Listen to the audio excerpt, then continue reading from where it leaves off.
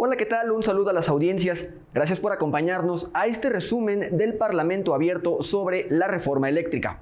Bien, pues en reiteradas ocasiones se ha hablado sobre la Comisión Federal de Electricidad y el sistema eléctrico del país como uno de los principales ejes del desarrollo económico y social de México. Pero hablar sobre la CFE y todos los factores que intervienen en el proceso de la generación eléctrica, desde que es generada hasta que la consumimos en el hogar o los centros de trabajo, nos debería llevar a repensar este tema como un asunto de seguridad nacional. Aquí el recuento del Foro 7, Sistema Eléctrico, Seguridad Energética y Seguridad Nacional. Vamos a verlo.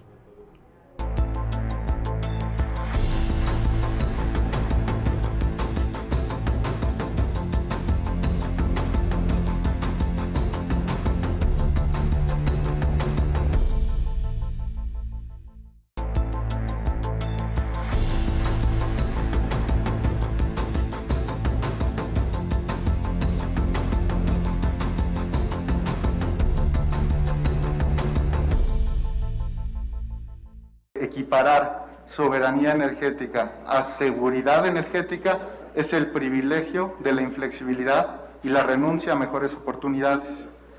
La seguridad energética involucra en el largo plazo fomentar condiciones que generen un ecosistema que facilite las inversiones necesarias para crear un desarrollo económico incluyente y sostenible.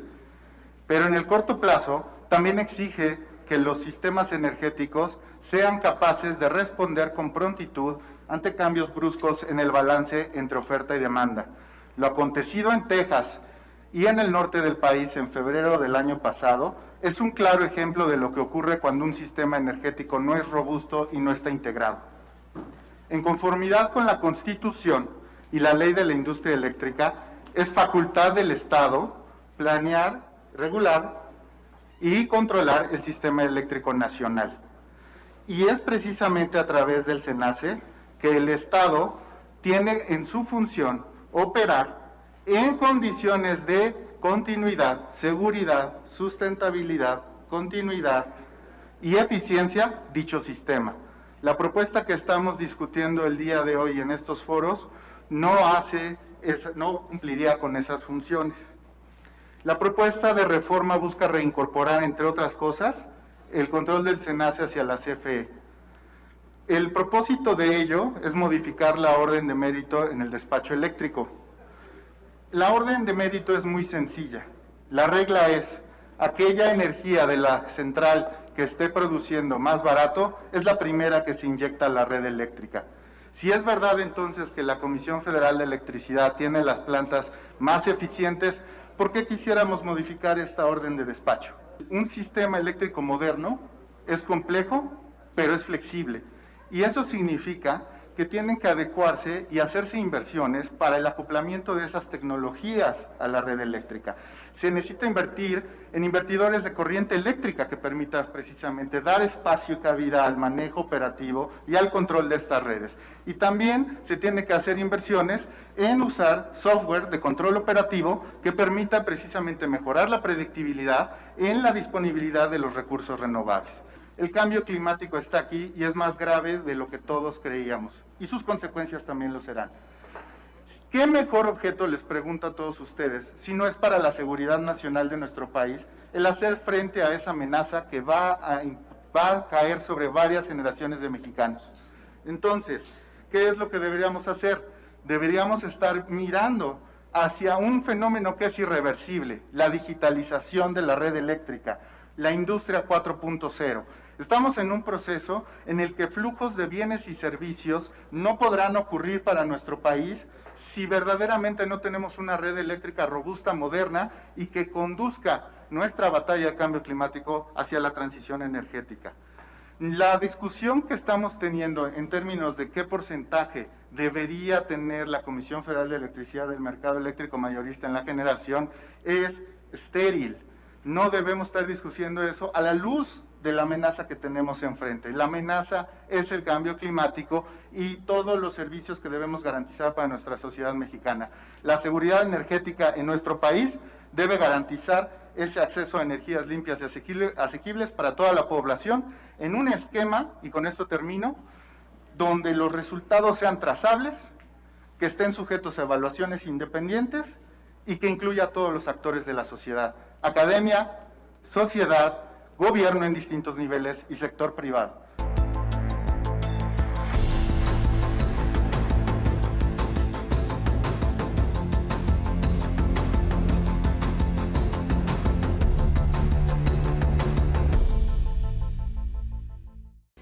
Existen riesgos y amenazas en la industria eléctrica que pueden poner en peligro la seguridad nacional. La magnitud de los actuales y su capacidad de daño físico y económico a la infraestructura y otras actividades de la industria obligarían a otorgarles la mayor importancia, incluso por arriba del objetivo de la competitividad económica. La diferencia entre la vida y la muerte puede ser justamente el acceso a la electricidad. Es claro que la seguridad de la infraestructura eléctrica, de esta infraestructura depende la seguridad del país. Los riesgos se refieren a daños o intereses nacionales o extranjeros que pueden intervenir, capaces de crear conflictos políticos y sociales. En estos riesgos quisiera muy rápidamente hablar de algunos que considero importante y que ilustran esta perspectiva. Primero, el riesgo asociado a la infraestructura que hace que el objetivo nacional de seguridad energética, que es una de las prioridades de la administración, no se cumpla. Y ello tiene que ver justamente con el desbalance que existe y que se puede profundizar entre la oferta y la demanda de energía, que tiene que ver con la gran cantidad de permisos otorgados a los privados y que justamente pues en un futuro cercano todos estos permisos van a triplicar la oferta en una demanda pues que no va a aumentar demasiado en los próximos años y que promete ser un problema económico y un riesgo de redes. Ejemplo reciente, también muy concreto, fue el disturbio del 28 de diciembre en donde hubo un problema de transmisión en las redes que tiene lugar entre Nuevo León y Tamaulipas. Esto debido justamente a una quema de árboles y basura, acompañado esto por el desempeño de operadores, básicamente las energías intermitentes que no respetaron el código de red y algunas operaciones erróneas incompletas. La situación ha sido reiteradamente denunciada frente a la renuencia del Poder Judicial a hacer cumplir la política de confiabilidad de la CENER. Una transición rápida que está desplazando fuentes convencionales de energía, no nada más las fósiles, pero que está implementando justamente las fuentes renovables en un contexto en donde no hay viento y donde no hay sol. Entonces, lo que quiero destacar aquí es que la planeación es un elemento importantísimo a futuro, que difícilmente yo veo en un actor privado toda esta visión nacional, la visión aglutinada de muchos actores internacionales para organizar esta planeación que no es de unos años. Esta planeación va a requerir muchos años.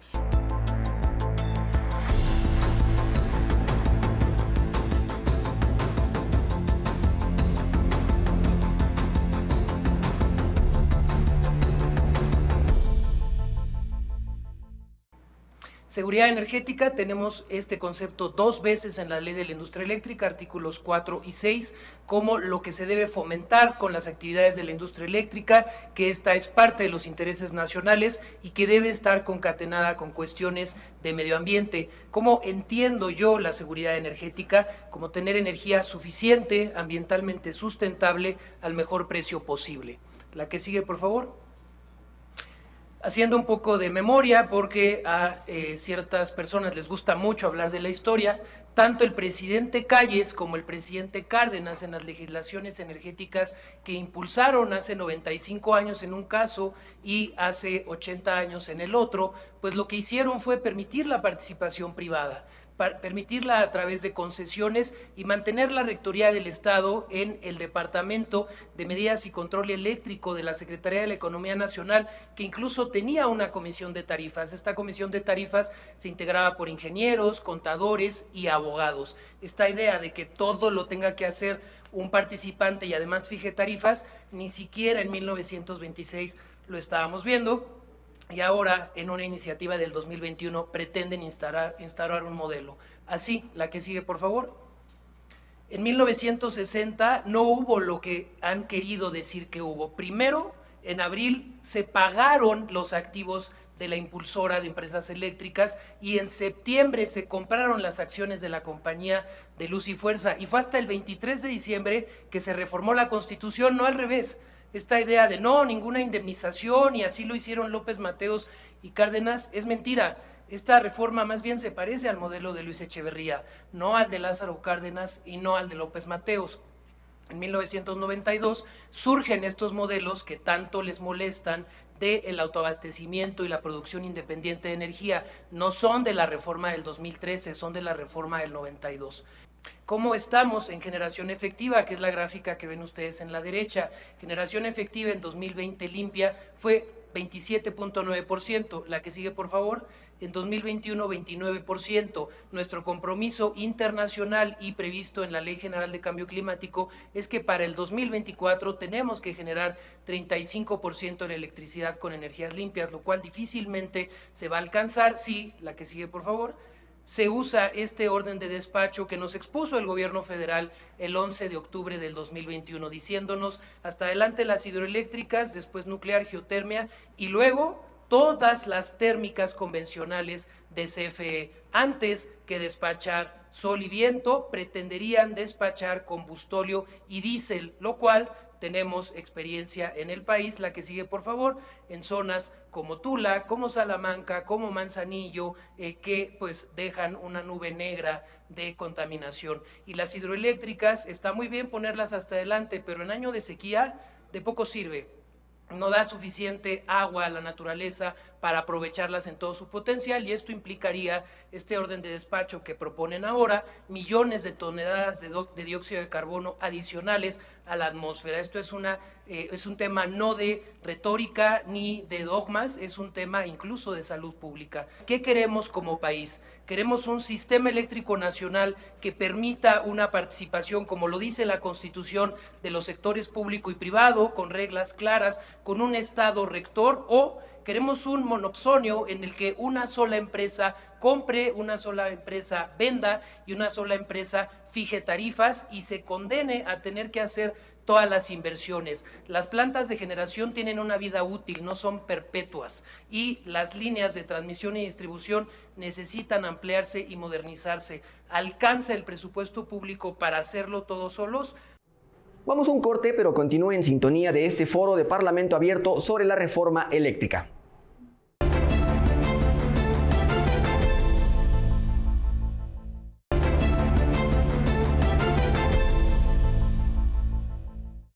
Estamos de regreso y continuamos con el debate de la reforma eléctrica.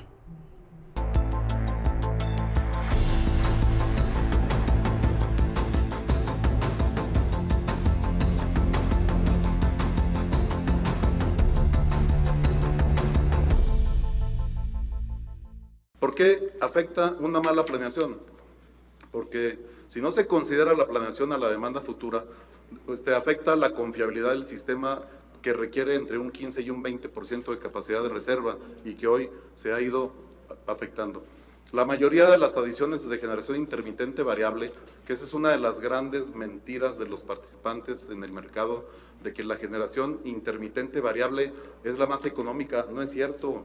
Generan con el viento, generan con el sol y ofrecen en el despacho ese que comentaba el ex subsecretario a un costo cero, pero cobran a costo marginal, cobran al costo de la generación de la máquina más cara en el momento de la necesidad de esa generación.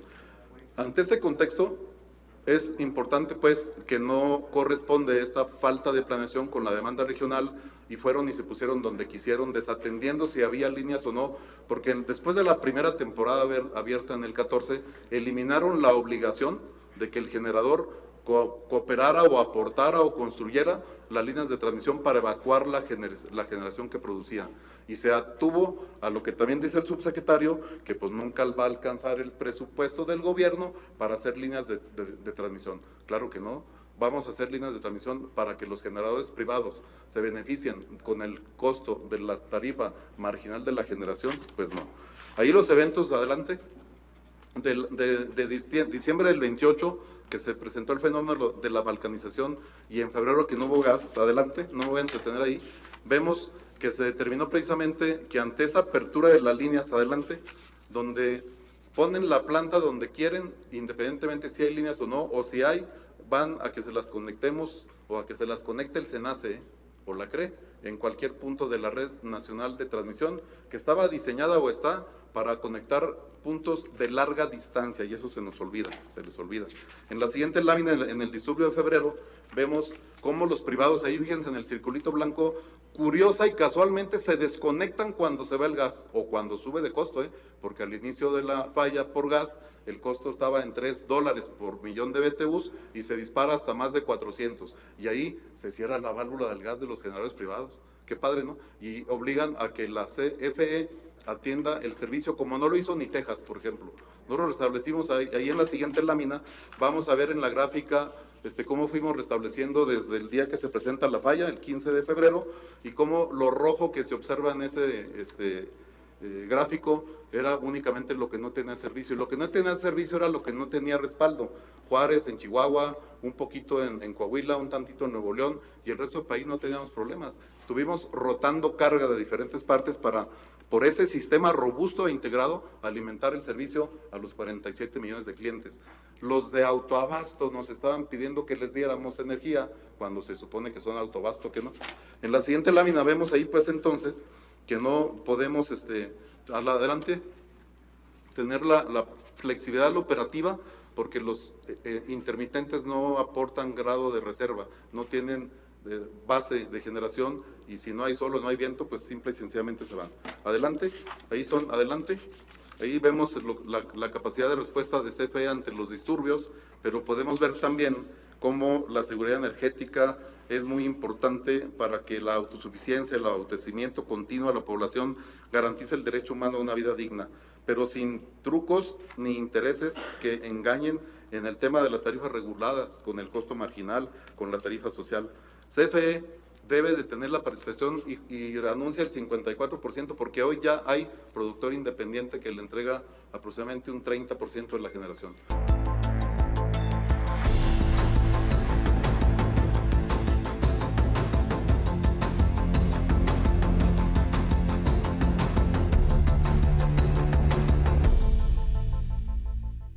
Pero la seguridad energética, por lo menos, y esto es una referencia de una de las personas más prolíficas a nivel internacional en temas de energía y sociedad, tiene que tener estas cosas. Y lo puse en gris: disponibilidad ininterrumpida ya es lo de menos que seguridad energética. Seguridad energética tiene que ver con la resiliencia de un sistema, con que seamos capaces de levantarnos de desastres, que como bien dicen, y aquí hay un error conceptual, la intermitencia no es de las fuentes variables, la intermitencia es la del gas, la de las nucleares, la de esas grandes plantas que se les congelan cosas. El sol no se congela, ni el viento, y eso es bien importante, es variable.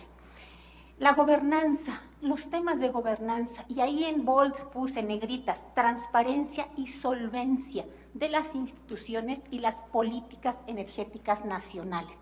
Y no lo digo yo, lo dice el Concierto Internacional de Personas Expertas en el tema. Y más allá de la vulnerabilidad, porque nos encanta hablar de vulnerabilidad cuando hablamos de seguridad energética, lo más importante, la equidad. La seguridad energética tiene que ver con qué tan justos, incluyentes y equitativos son esos patrones de acceso a la energía. Y como vemos en la siguiente lámina, esto se traduce enseguida en pobreza energética en México. México es un país con altos niveles de pobreza energética, y en la siguiente les compartimos resultados de un estudio. Hay muchos estudios, este es del 2021, se acaba de publicar, y habla de la cuánta pobreza energética hay en nuestro país, tomando en cuenta el confort térmico. Aquí tenemos el privilegio de tener aire acondicionado, en muchos, y además innecesario. Hace un calor allá afuera impresionante, pero aquí está bastante fresco y traemos traje. Pero bueno, todos estamos cenándonos un poquito. El tema es que la pobreza energética le impacta a más del 28% de los hogares en México. Y esa pobreza tiene que ver con intermitencia. Y la intermitencia no es porque hay paneles solares, porque esa no es intermitente. No es porque haya plantas eólicas, es por una red de distribución que tiene defectos, es por una falta de generación estable y porque tenemos una obsolescencia en la red eléctrica, como decía mi compañero Luis. En la siguiente, lo que vamos a poder ver también es cómo arreglamos esto, viendo al futuro. Trabajemos pensando en el futuro, no en los pleitos de hoy. Construyamos un México para nuestras generaciones futuras, pero desde ahorita. Y en un estudio también que tenemos, en la siguiente lo van a ver, hemos puesto los escenarios de acuerdo a lo que dice la letra de los PRODECEN, tanto del modelo del mercado, el que tenía el sexenio anterior, el modelo soberano, que lo pueden ver ahí, y dejamos un modelo libre que realmente pudiera tomar tanta renovable como pudiera ser. Y el único modelo que alcanza a cumplir unas emisiones de CO2 decentes o CO2 equivalentes, y digo decentes porque no deberíamos de estar emitiendo nada, el planeta ya no aguanta más, es un modelo con una alta participación de energías renovables o 100% limpias. ¿Y por qué hago la diferencia? Porque el gas no es renovable y el gas es limpio, entre comillas, porque ensucia, la combustión ensucia y hay que ver cómo la limpiamos. Pero al final es el único escenario posible y en la siguiente diapositiva van a poder ver muy rápidamente esa matriz. Es nada más un ejemplo, el artículo está a disposición de ustedes. En la siguiente diapositiva, por favor. Bueno, no importa, yo aquí tengo las mías. Van a poder ver la matriz. Si me das la siguiente, por favor. Ya está, ahí se ve que la nuclear, y ahí es donde quiero centrar, está desapareciendo. El error más grande que podemos cometer es insertar más energía nuclear por seguridad nacional y seguridad energética.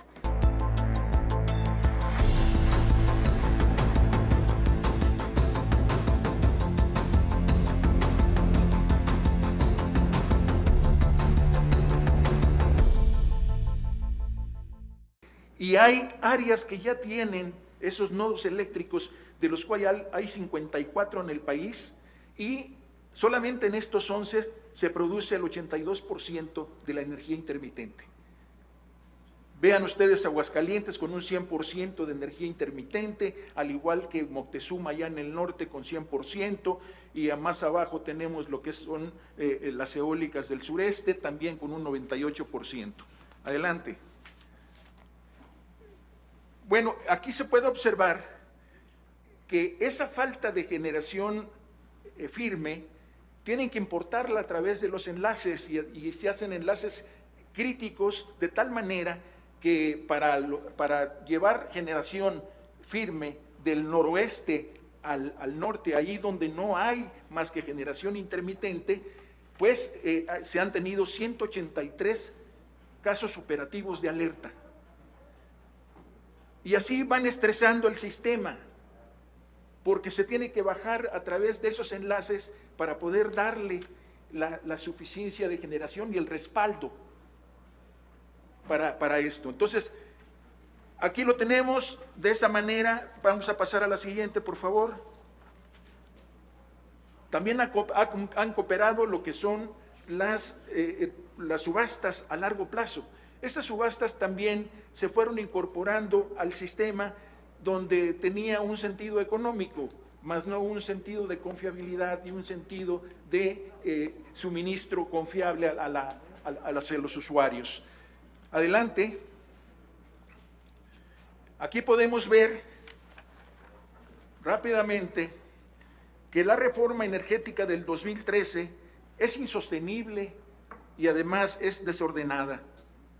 Vulnera al sistema eléctrico nacional, alta concentración nodal de centrales eléctricas renovables, incremento de estados operativos de alerta, saturación regional de líneas de alta tensión, sobreoferta de capacidad por permisos otorgados sin planeación, imposición legal y regulatoria, proteger la simulación de sociedades de autoabastecimiento, permite a los PIEs tener excedentes para autoabasto y mercado, privilegia el mercado y la rentabilidad sobre la confiabilidad del CEN, diseño marginal de despacho para maximizar utilidades en los generadores privados, en fin, aquí parece que el único sistema de competencia es a ver quién gana más dinero. Entonces, por eso se requiere la aprobación de la iniciativa presidencial de reforma constitucional en materia eléctrica. Y así finalizamos este recuento del Foro 7, Sistema Eléctrico, Seguridad Energética y Seguridad Nacional. Le recordamos que a lo largo de las próximas semanas podrán seguir informándose de lo que se discute en el Parlamento Abierto sobre la reforma eléctrica a través de estos resúmenes. Gracias por acompañarnos, nos vemos hasta la próxima.